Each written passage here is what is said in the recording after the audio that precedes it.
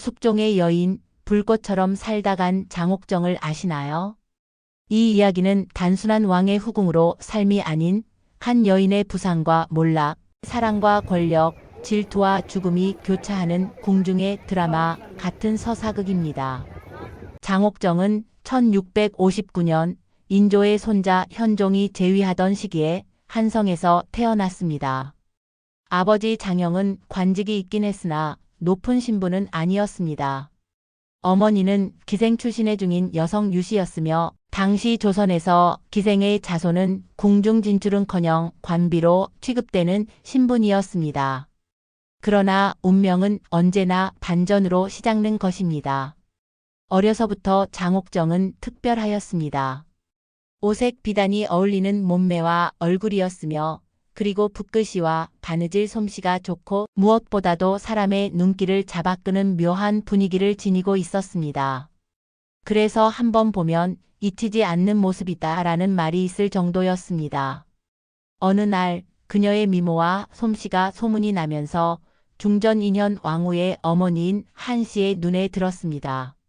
한씨는 그녀를 보고 다음과 같이 말하였습니다.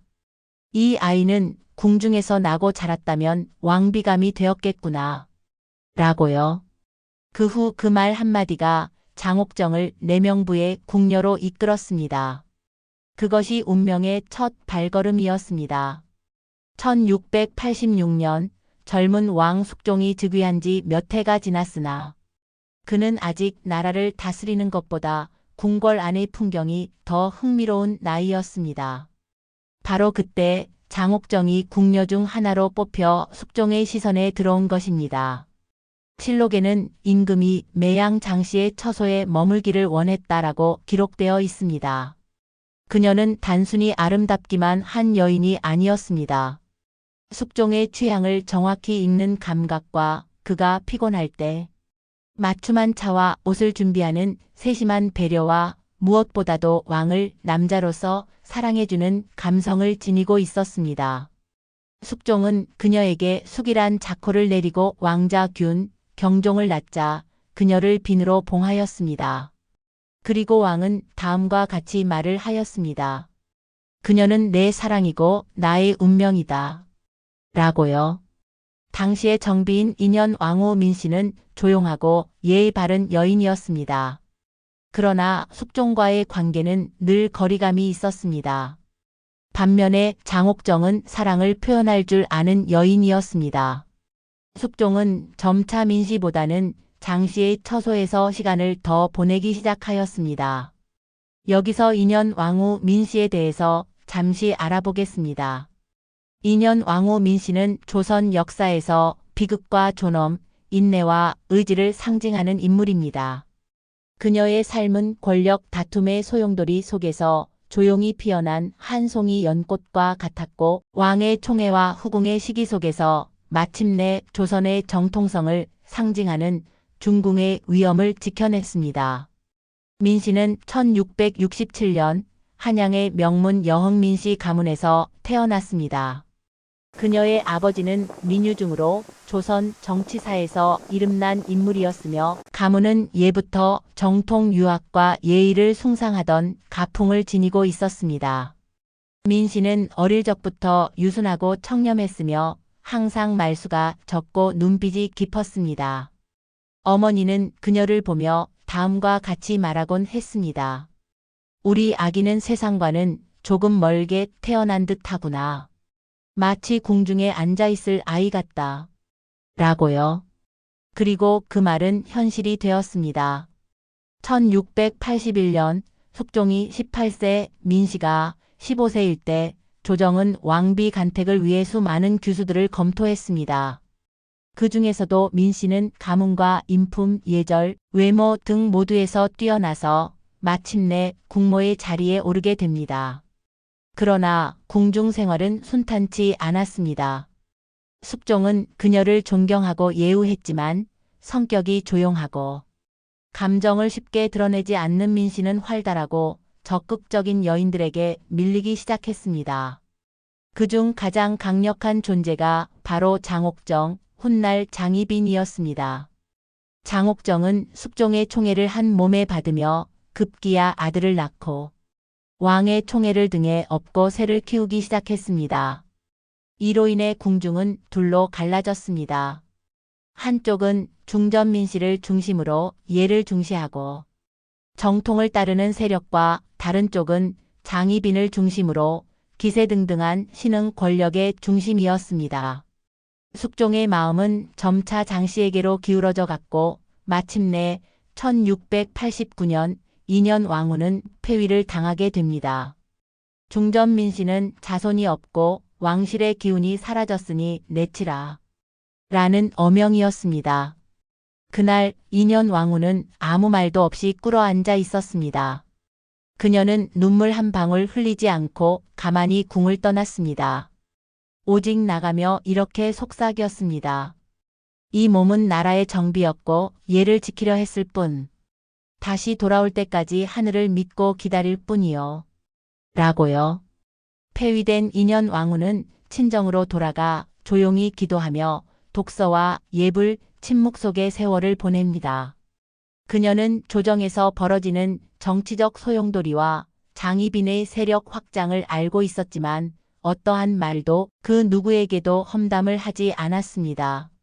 한편 민씨를 따르던 노론은 민씨 보기를 위해 끊임없이 상소를 올렸고 마침내 기사황국의 여파가 끝난 후 갑술황국으로 장희빈이 물러나고 인현 왕후는 다시 중궁전에 복귀하게 됩니다.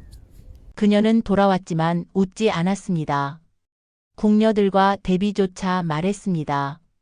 마마, 돌아오셨으니 이젠 평안하시겠지요? 라고요. 그녀의 답변은 나는 나의 자리를 지키러 돌아온 것이지 기쁨을 누리러 온 것이 아니요. 라고 말했습니다. 장희빈은 후궁이 되어 여전히 세력을 키우려 했고 인현 왕후는 그런 장씨를 곁눈질조차 하지 않고 무시했습니다.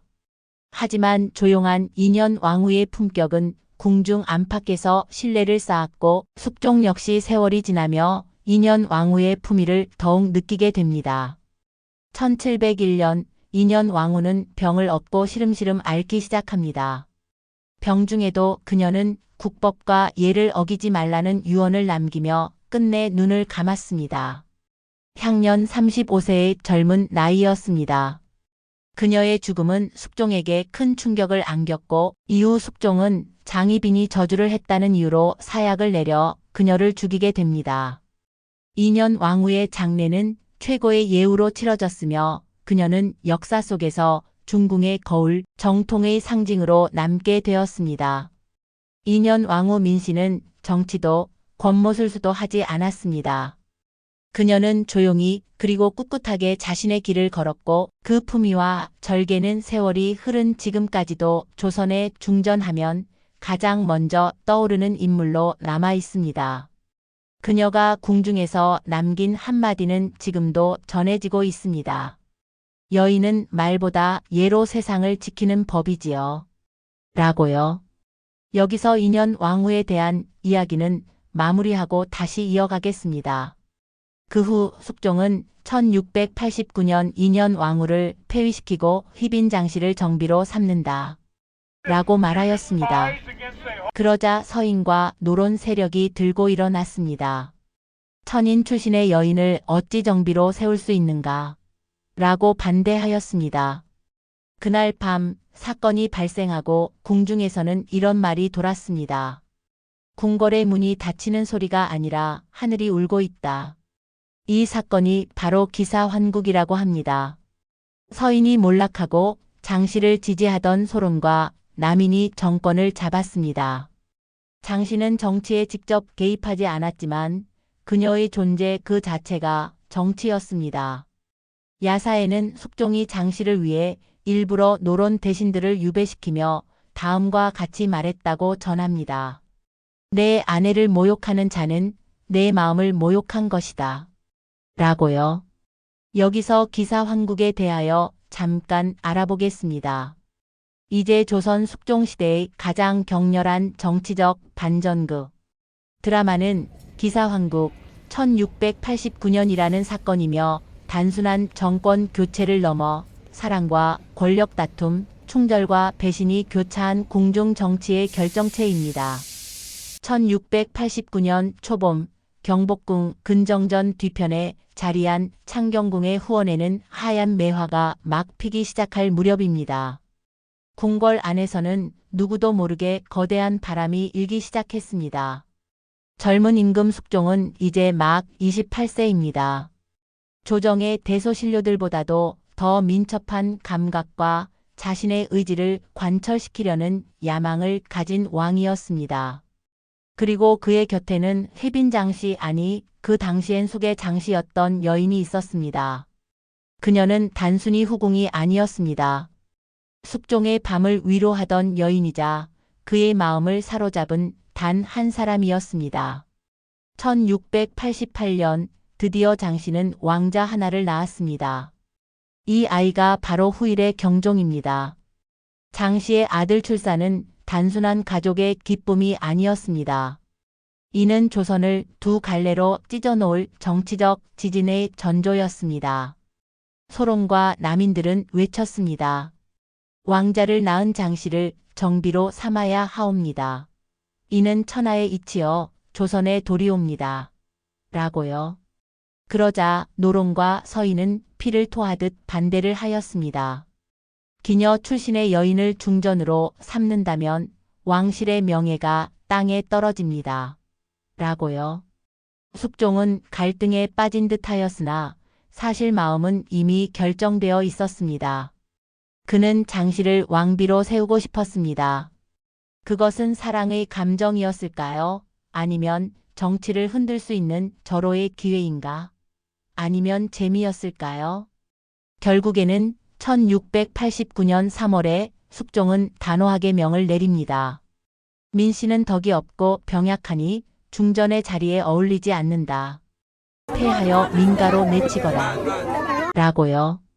2년 왕후 민씨는 조선 최고의 명문가 여흥민씨 가문의 딸이자 조용한 품성과 지혜롭기에 신임을 받던 여인이 하루아침에 폐비가 되었습니다. 그녀의 짐은 한밤중 수레에 실렸고 창덕궁을 빠져나갈 때 내리는 봄비는 유난히 차가웠습니다. 그날 밤 궁궐의 나인 하나가 다음과 같이 기록하고 있습니다. 왕후마마의 손끝이 떨리셨고 조용히 말씀하셨습니다. 나는 내 죄를 알지 못하옵니다. 라고요. 숙종의 명령에 따라 서인과 노론 세력은 전면 숙청을 당하게 됩니다. 명제상인 송시열은 유배를 넘어서 사살을 당하였고 노론 대신들은 경상, 한경, 제주 등지로 유배되거나 파직을 당하였습니다. 이것이 바로 1689년 기사년에 일어난 사건으로 정권이 전복되는 기사환국이라고 합니다. 기존의 권력을 휘어잡던 서인과 노론 정권이 완전히 붕괴되고 새롭게 부상한 소론과 남인이 조정을 장악하게 됩니다. 이 기사환국은 단순한 정권 교체가 아니었습니다. 이는 왕의 사적 감정인 사랑 때문에 국정 전환의 도화선이 된 최초의 사건이었습니다. 이제 장옥정은 조선의 정비이며 중전이 되었습니다. 그녀는 부드러운 한복을 입고 근정전 동편 정각에서 왕비의 어좌에 앉았습니다.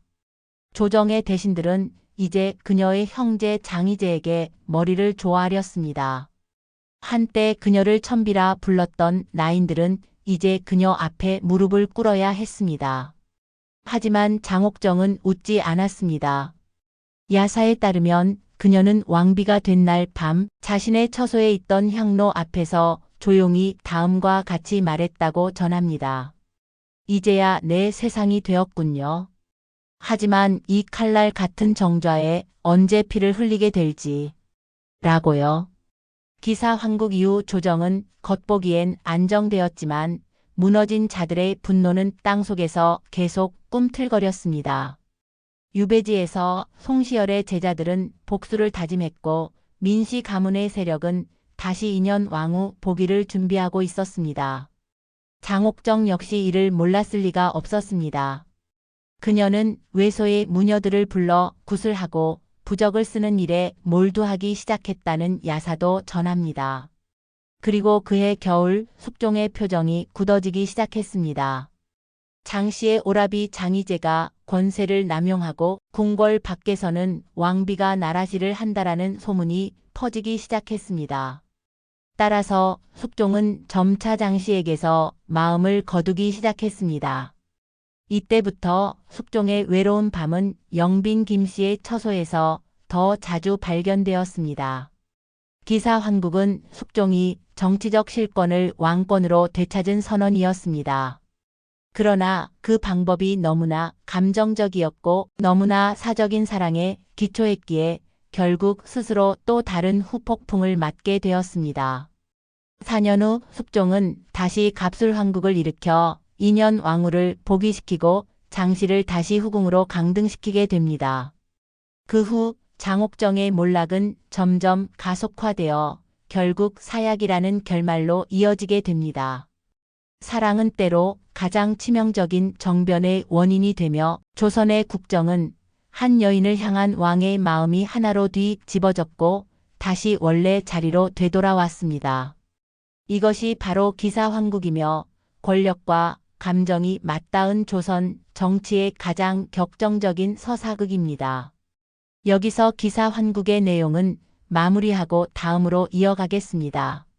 다음은 기사환국으로 희빈 장씨는 정비가 되었습니다. 장씨는 왕자를 낳은 생모로서 그리고 어머니로서의 권위까지 가지게 되었습니다. 그녀의 오라비 장희제는 조정의 실권자 중 하나가 되었고 궁중의 내관들조차 그녀의 앞에 머리를 조아렸습니다. 그리고 그녀는 권력을 즐기기 시작했습니다. 권세가가 되면 누구나 자신의 자리를 위협하는 존재를 의심하게 됩니다. 그녀는 복이 된 인현 왕후와 영빈 김씨를 시기했고 자주 그들을 멸시하거나 모욕하는 말을 내뱉었습니다. 실록에는 장씨가 궁중의 예절을 무시하고 마치 왕후보다 높이 행동하였다라고 기록되어 있습니다. 숙종은 점차 그녀의 거만한 태도에 실망하기 시작했다. 그리고 1694년 또 다른 갑술환국이 일어나게 됩니다. 갑술환국으로 인현 왕후가 복위 되고 희빈 장씨는 정비에서 다시 후궁으로 강등됩니다. 이때 숙종은 인현 왕후에게 이렇게 말하였습니다. 내 그대를 버렸던 죄를 하늘이 벌하더라도 감수하리이다. 라고요. 그날 밤 장옥정은 자신의 거울을 바라보며 이렇게 중얼거렸다고 전합니다. 가장 높은 자리에 섰기에 이제 어디로 내려가야 할까? 라고요. 여기서 갑술환국에 대해서 잠시 알아보겠습니다. 희빈 장씨의 몰락과 인현 왕후의 복귀를 가져온 것이 1694년 갑술환국입니다. 1693년 조선의 정공은 희빈 장씨였습니다. 그녀는 겉으로는 왕비의 권위로 위엄을 지키고 있었지만 속으로는 불안해하였습니다. 왜냐하면 그녀가 쫓아낸 여인 인현 왕후 민씨는 여전히 살아있었고 백성들과 사대부들 사이에서는 민씨 마마가 진정한 왕후다라는 소문이 사라지지 않고 있었기 때문입니다. 더욱이 왕의 마음은 점점 다른 여인에게로 옮겨가고 있었습니다. 그 여인의 이름은 바로 영빈 김씨입니다. 조용하고 총명하며 정치엔 나서지 않는 이 여인은 숙종의 마음을 사로잡았습니다. 왕의 밤은 이제 더 이상 장옥정의 처소가 아닌 김씨의 침소에서 깊어지고 있었고 이는 장씨의 불안을 극대화시켰습니다. 그해 늦가을 한 가지 충격적인 사건이 벌어졌습니다. 장씨의 오라비 장희제가 사람을 시켜 무녀를 궁 안으로 들여 민씨를 저주하는 굿을 하게 했다는 사실이 드러난 것입니다. 그 무녀는 체포되어 고문 끝에 자백을 했고 장희제의 명령이었다라고 실토했습니다. 숙종은 말없이 굳은 표정으로 말했습니다. 내가 한때 사랑했던 여인의 형제가 국모를 저주했다고? 이 사실은 숙종의 마음에 깊은 균열을 만들었습니다. 한때 장씨를 왕비로 올리기 위해 온 나라를 뒤집었던 숙종이었습니다. 하지만 이제 그 사랑은 의심과 후회로 바뀌고 있었습니다. 1694년 갑술년 3월에 숙종은 조정에 극적인 명을 내립니다. 민씨를 다시 중전으로 복위하노라. 또한 장씨는 정비의 자리에서 패하여 다시 빈으로 강등하노라. 라고 명하였습니다. 이 칙령은 조선 조정 전체를 다시 흔들었습니다. 조선 왕조실록과 야사에서 갑술환국은 다음과 같이 기록되어 있습니다. 궁중은 연회장이 아니라 전쟁터였다. 그리고 갑술년 그 전쟁의 승자와 패자가 바뀌었다. 라고요. 그것이 유명한 갑술환국, 즉 소론과 남인 정권의 붕괴와 노론의 재등장이었습니다. 왕은 직접 인현 왕후 민씨의 거처를 찾아가 무릎을 꿇고 말했다고 전합니다. 마마, 짐이 너무나 큰 죄를 지었소이다. 부디 궁으로 돌아오시옵소서. 이 말에 인현 왕후는 눈시울을 붉혔다고 합니다. 전하, 저는 언제나 이 나라의 중전이었사옵니다. 단지 자리에서 내려왔을 뿐이옵지요. 라고 답하였다고 합니다. 이 장면은 후대에까지 전해지는 감동적인 궁중 복위의 명장면으로 기록되었습니다. 희빈 장씨는 한때 조선을 뒤흔든 여인이었지만 갑술환국 이후 그녀는 점점 궁궐 안에서의 입지를 잃어갔습니다. 그녀는 여전히 빈의 지위를 가지고 있었지만 이제 더 이상 왕의 총애도 정치적 후원도 없었습니다. 오히려 영빈 김씨의 처소가 새로운 권력의 중심이 되어가고 있었습니다. 야사에 따르면 장옥정은 창덕궁 후원에서 혼자 앉아 복위된 민씨를 보며 이를 갈았고 자신의 아이인 원자, 훗날의 경종의 앞날을 걱정하며 매일 밤 눈물로 베개를 적셨다라고 전합니다. 그녀는 다시 굿을 무녀를 통해 왕후가 다시 패비가 될 수 있는 시기를 묻는 일도 있었다고 합니다. 이 사실은 숙종의 귀에까지 들어갔고 그의 마음은 점점 싸늘하게 식어갔습니다. 갑술환국 이후 숙종은 노론과 서인을 다시 등용했지만 이번엔 과거처럼 한 당파만을 밀어주는 일이 없었습니다. 그는 붕당을 교차로 기용하며 왕권을 더욱 강화하였습니다. 인현 왕후는 다시 중전의 자리에 올라 조용히 내조했고 영빈 김씨는 정치엔 나서지 않고 오로지 숙종의 마음만을 사로잡았습니다. 반면 희빈 장씨는 점점 더 권력에서 멀어지고 인현 왕후가 1701년에 사망 이후 사약을 받고 죽음에 이르게 됩니다. 갑술환국은 단순한 정권 교체가 아니었습니다. 그것은 왕의 마음이 사랑에서 후회로 변한 순간이었으며 그리고 정비의 자리가 피로 물들 수 있음을 보여준 사건이었습니다. 장옥정은 왕비였으나 왕후가 아니었습니다. 그녀는 사랑받았지만 결코 신뢰받지 못했습니다. 정비의 자리에 앉았으나 민심의 정통성은 갖지 못했습니다. 이후 조선의 궁궐은 더 조용해졌고 숙종은 전보다 훨씬 냉정한 왕이 되었습니다. 1701년 인현 왕후가 갑자기 병을 얻어 세상을 떠나게 됩니다. 왕은 슬픔에 잠기고 궁중에는 왕후가 저주를 받아 죽었다는 소문이 돌기 시작합니다. 그리고 한 무녀가 등장하며 이름은 궁중 무녀 박씨이고 그녀는 장씨의 처소에 자주 드나들었고 왕후를 저주하는 부적을 장씨가 시켰다라고 진술을 합니다. 조사 결과 부적에 적힌 글귀에는 이런 말이 적혀 있었습니다. 왕후의 명맥을 끊고 내 아들이 하늘에 서게 하라. 라고요. 숙종은 이 진술을 받아들였고 더는 그녀를 감싸지 않았습니다. 장옥정은 자신이 아끼던 하녀들과 함께 궁에서 쫓겨났고 결국 창덕궁 후원 옥류천 부근의 외소로 보내졌습니다. 그녀는 몇 날 며칠을 말없이 침묵하며 자신이 만든 비단 옷을 찢고 또 찢으며 오열했다고 전합니다. 그해 가을 숙종은 사약을 내리게 됩니다. 한때 사랑했고 믿었으며 아들을 낳아준 여인이었지만 더는 함께 갈 수 없었습니다. 1701년 10월 27일 희빈 장씨는 사약을 받습니다. 그녀는 울지도 않고 웃지도 않았습니다.